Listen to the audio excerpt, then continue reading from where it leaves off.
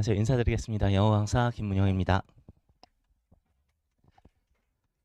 여기 이제 그 QR 코드가 있는데요. 저 블로그예요. 제가 그래서 이번 주말 동안 우선 단속고 오늘 설명드리고 분석한 내용도 올릴 거거든요. 그래서 한번 봐주시면 좋을 것 같습니다.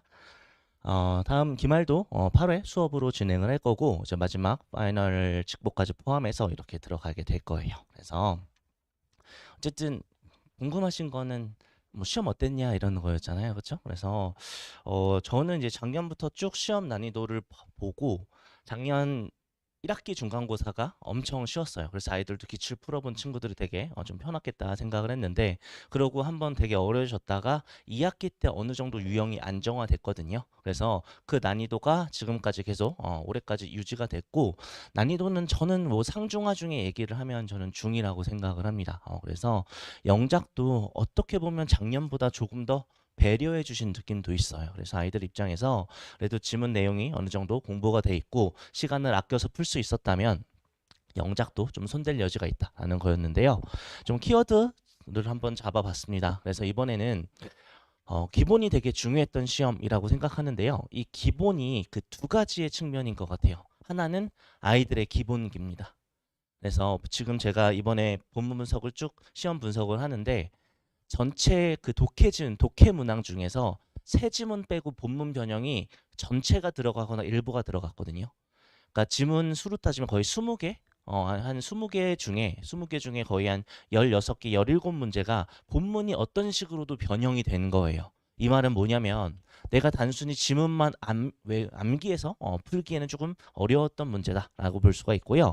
대신 내가 어느 정도 그 독해를 해내고 지문 내용을 숙지한 친구라면 또 생각보다 어렵지 않게 풀리는 문제도 많이 있었습니다. 그래서 본문이 변형돼도 풀 수 있는 문제가 되게 많았고요. 그리고 뭐 작년부터 이어진 추세인데 이번에도 어법 문제는 한 문제밖에 안 나왔어요. 그래서 다른 학교는 지금 뭐 제가 한대 보고도 했거든요. 한대 보고 어법 문제 어려워서 지금 난리가 났는데 여기는 오히려 되게 깔끔하게 어법 모두 고르시오 문제도 아니고 답 한 개짜리 문제로 내셨어요. 그리고 문제 내시는 것도 어떤 되게 디테일한 어떤 이런 문법을 요구하시는 것보다는 문장 구조가 제대로 잡혀 있는지 문장 구조 파악에 대해서 좀 보는 이런 문법 문제로 출제가 되어 있습니다. 근데 어쨌든 문법 문제도 본문이 변형됐다 보니까 아이들의 기본 실력을 활용해서 이렇게 좀 풀었어야 돼요. 그리고 대입학 순서, 뭐 대입학은 주제 찾기 문제예요. 그리고 순서, 삽입 이런 문제들을 보면 본문이 변형이 됐지만 내가 지문의 어떤 스토리나 아니면 지문의 흐름 같은 걸 정확히 공부해 놨으면 실수 없이 풀 수 있었거든요. 이거를 제가 굳이 말씀드리면 이런 식의 느낌이에요. 내가 모의고사를 영어를 보는데 이 지문이 무슨 주제에 관한 거고 무슨 소재를 갖고 있고 이 글의 흐름을 다 공부했으면 모의고사에서 사실 틀릴 일 거의 없거든요. 그래서 어떻게 보면 되게 공부한 내용, 익숙한 내용으로 모의고사를 푸는 느낌의 문제를 좀 풀렸을 거다라고 생각을 하고요. 결국 이번에도 상위권은 영작에서 갈릴 것 같아요. 그래서 이렇게 단대소고에서 변별하는 두 가지 정도의 축이 있습니다. 중간 쪽에서 축은 단어장이에요.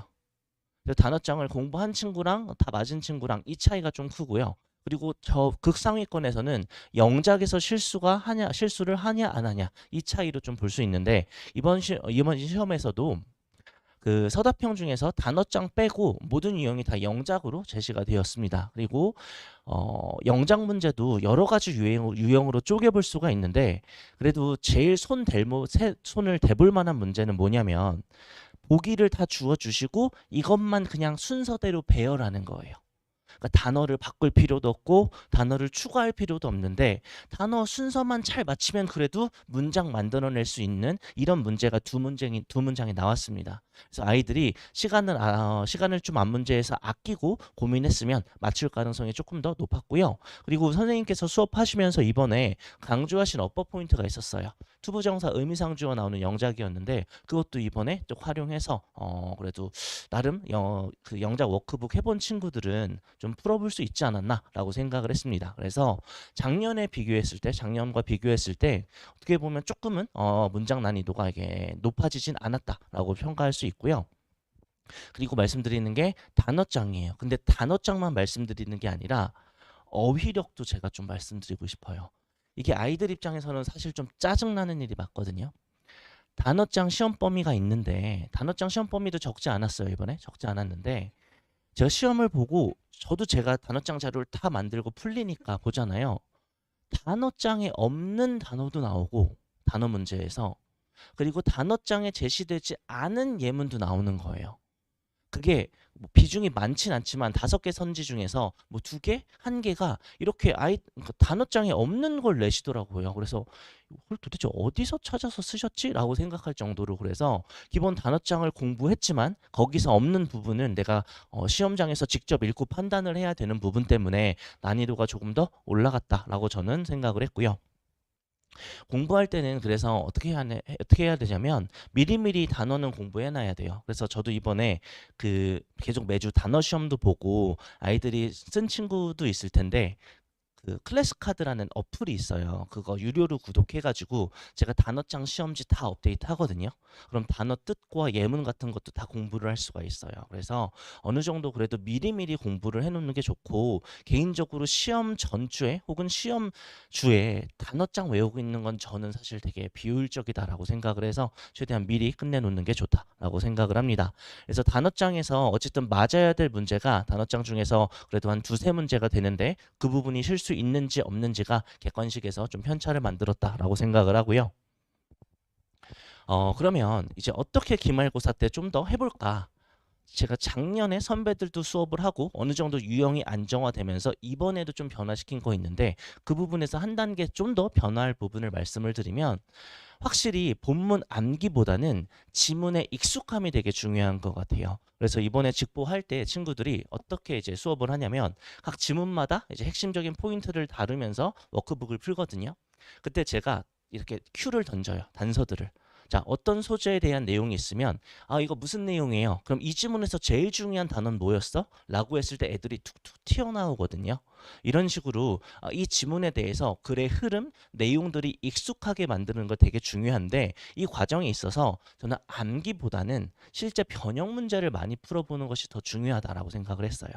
그래서 작년보다도 올해 사실 수업 때 변형 문제를 풀리는 비중을 더 늘렸거든요. 저는 그거 확실히 도움이 됐다라고 생각을 하고 또 이게 머스마들이 이게 또 어쩔 수 없는 부분인데 또 문제를 풀라고 주면 이게 또 푸는 척하고 답지를 가지고 이제 뭔가 이상한 콜라보레이션을 한단 말이에요. 그래서 이번에 중간부터는 답지도 다 빼버리고 줬어요. 그리고 문제 푼 거 확인받고 답지 제가 나눠주고 이렇게 하고 그러니까 손은 한 번 더 가는데 그런 식으로 어떻게든 실전처럼 풀어보게 변형 문제를 여러 세트를 풀려보니까 아이들이 좀 더 익숙함을 많이 가질 수 있었다라고 생각을 하고요. 자, 그리고 결국은 영작인 것 같은데 조금 더 수업 때 커버하는 부분을 늘리려고 좀 하고 있습니다. 그래서 이번에는 어떤 영작을 했냐면 학교 선생님께서 나올 거라고 얘기하신 2가지 어법이 있었어요. 이때 강조랑 그리고 의미상 주어가 들어간 영작인데 그 부분에 대해서 수업 때 워크북을 풀고 어떤 집중적으로 했다면 이번 영작은 사실은 특정 문법 포인트가 들어가지 않은 문장들이 대부분이었거든요.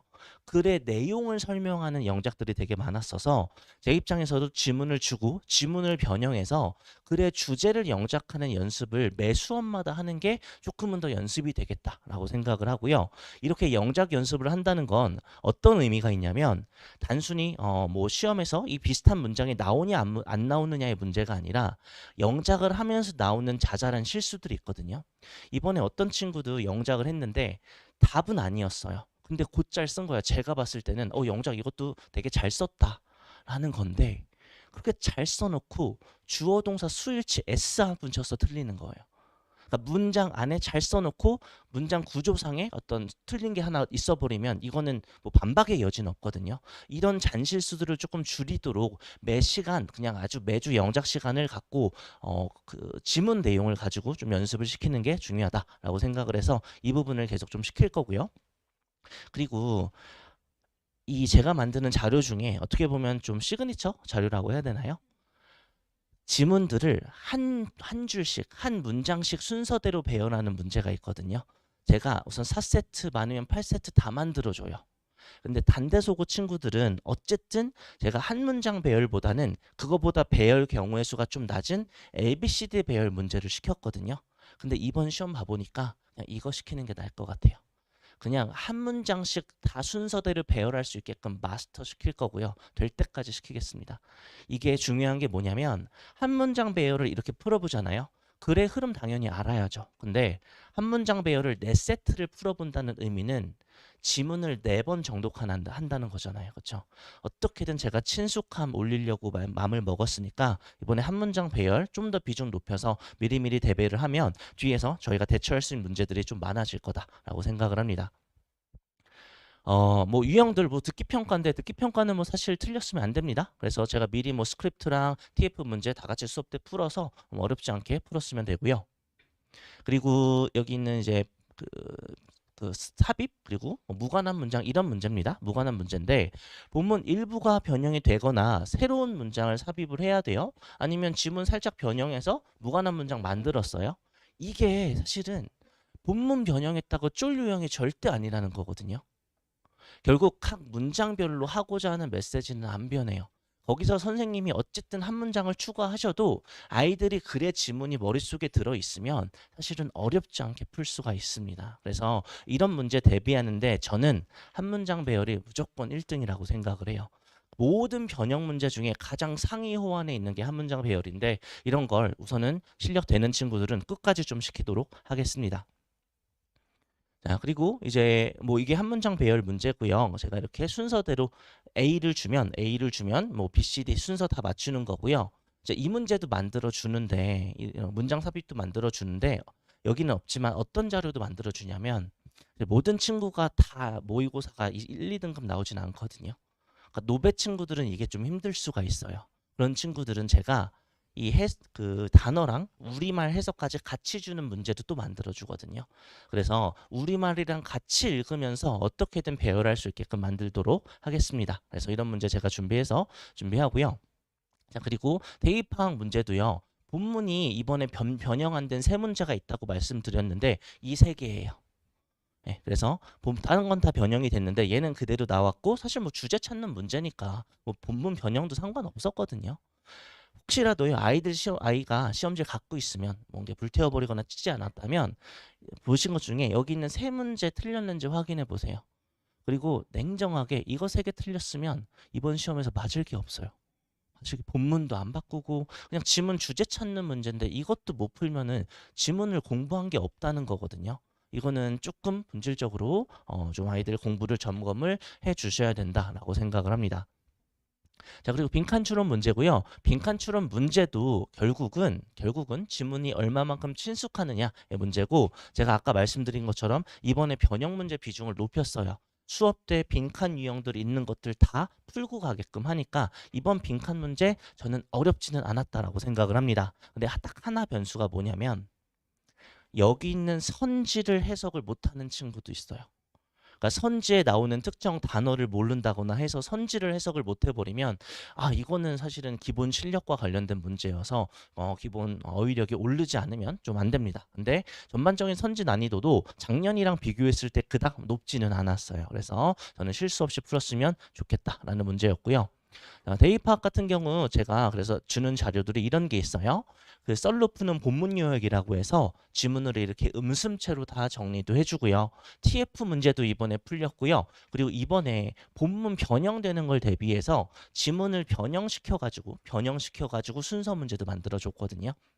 그래서 이런 식으로까지 연습을 하면 지문 내용에서 아마 좀 모르는 건 없지 않았을까라고 생각을 합니다. 자, 그리고 단어장입니다. 단어장 유형들이 이렇게 있는데 사실 보통 22번 그리고 이 밑에 문제 이 3가지 정도 객관식 문제는 맞춰줘야 돼요. 근데 여기서 변수가 있었던 게 24번에서 단어장이 없는 단어가 나오더라고요. 그러니까 이런 게 이제 끼어 들어가 버리면 변수가 생길 수 있고요. 그리고 서답형 1, 2번도 작년 1학기 기말고사 때부터 나온 유형인데요. 여기 밑에 주어지는 보기 단어는 단어장 단어예요. 근데 여기 있는 글 있잖아요. 이건 선생님이 그냥 뭐 AI를 통해서 만든 건지 어디서 갖고 오신 건지 그냥 외부 지문이에요. 그러니까 제가 뭐 이거를 똑같이 쓰고 싶어도 아예 출처가 없어요. 그냥 뭐 부교재도 아니고 교과서도 아니고 그냥 아무 지문에서 이거 너가 독해하고 거기에 자연스러운 단어 들어가라는 문제거든요. 이거는 사실은 현실적으로는 여기 있는 보기 어휘 완벽하게 기억해 놓고 이 정도 뜻은 다 외워 놓고 이건 시험 때 읽고 시간 투자해서 고민하는 게 맞는 문제입니다. 제가 이거를 오히려 유형적으로 만들어 버리면 더 비효율적인 공부가 돼요. 왜냐면 단어만 지금 400개가 넘었는데 그 400개가 넘는 거 예문들을 제가 임의로 다 만들어서 빈칸을 채우는데 그 예문이랑 같이 나올 가능성도 없거든요. 그래서 이런 거는 기본적인 독해 실력 플러스 단어장 암기가 되어야지 풀렸던 문제입니다. 저는 이번에 그래서 단어 이렇게 똑같이 단어장 매주 시험 보고 변형 문제도 만들어 줬어요. 그래서 매주 그래도 단어 열심히 한 친구들은 이렇게 단어장에서 아는 단어 많이 나오지 않았을까 생각을 하고요. 자, 그리고 여기 있는 것들이 영장 문항입니다. 영장 문항인데 전략은 이렇게 가야 돼요. 어쨌든 이번 시험에서는 미리미리 한 문장이라도 더 써보는 연습을 하되 시험 내에서의 전략은 아까 객관식 문제에서 최대한 시간을 아끼는 게 필요합니다. 아까 빈칸 문제, 대입파악 문제, 그리고 순서 문제 같은 것들은 사실은 조금만 집중해서 풀면 한 20초? 30초 안에도 풀 수가 있거든요. 그걸 읽고 풀려 그러면 1분이 걸리는데 머릿속에 지문이 들어있으면 30초 안에 컷을 할 수가 있어요. 거기서 시간을 아껴서 영장 문제 이렇게 푸는 게 좀 필요하다라고 생각을 하고요. 그럼에도 불구하고 여전히 아이들 입장에서는 좀 되게 부담스러운 문제는 맞습니다. 문제는 많고 상위권은 여기서 좀 변별이 된다라고 생각을 해주시면 되고요. 저 같은 경우도 이번에 그 워크북 연습시킨 건데 직보 때도 한 번 더 풀려봤어요. 그래서 직보 때 이렇게 영작 연습한 거 그리고 파이널 자료 때 이게 제 파이널 자료인데 영작이랑 이번에 빈칸이 사실은 이렇게 빈칸에 들어갈 어휘도 서답형으로 나왔는데 이번에는 나오진 않았더라고요. 그래서 그런 부분들 전지문들 이렇게 복습을 시켰습니다. 자, 그래서 어쨌든 이번 시험이 제 느낌에는 이제 이 유형에서 크게 변화는 없을 것 같아요. 작년 2학기에 이제 어느 정도 정착된 부분인데 그 시험을 볼 때 이제 아이들 각각 점수가 있잖아요. 그러면 각각 아이들 점수에 따라서 좀 우선순위를 잡아주시는 게 중요합니다. 예를 들어서 이번에 영작에서 변수가 난 친구들이 많다. 근데 앞에 객관식을 잘 풀었다. 칭찬받아야 돼요. 제대로 공부한 거거든요. 그 친구들은 영작 쪽을 잡아야 되는데 이런 친구도 있어요. 지금 영작을 맞는 게 문제가 아닌 친구들도 분명히 있어요. 빈칸 틀리고 있고 뭐 대입 파악 틀리고 있어. 이런 친구들은 사실 영작 공부가 아니라 지문을 어떻게 더 친숙하게 만들고 지문을 가지고 어떻게 다양하게 문제를 풀고 남들 다 맞는 문제부터 맞을 수 있는지를 조금 고민을 해 주셔야 됩니다. 그래서 항상 공부 순서는 그렇게 들어가야 되고요. 제가 이번에부터 계속 말씀드리는 속담이에요. 그래서 이번에 어쨌든 태풍을 맞았는데 뭐 정말 센 태풍은 아니었지만 첫 시험 치고 저는 되게 변별 잘 되는 시험이었다라고 생각을 합니다. 그래서 아이들이 기말고사 때는 이제 이 유형에서 조금 더 전략적으로 전술적으로 대비를 해서 제가 아이들이 좀 더 풍차를 쌩쌩 돌릴 수 있도록 만들도록 하겠습니다. 감사합니다.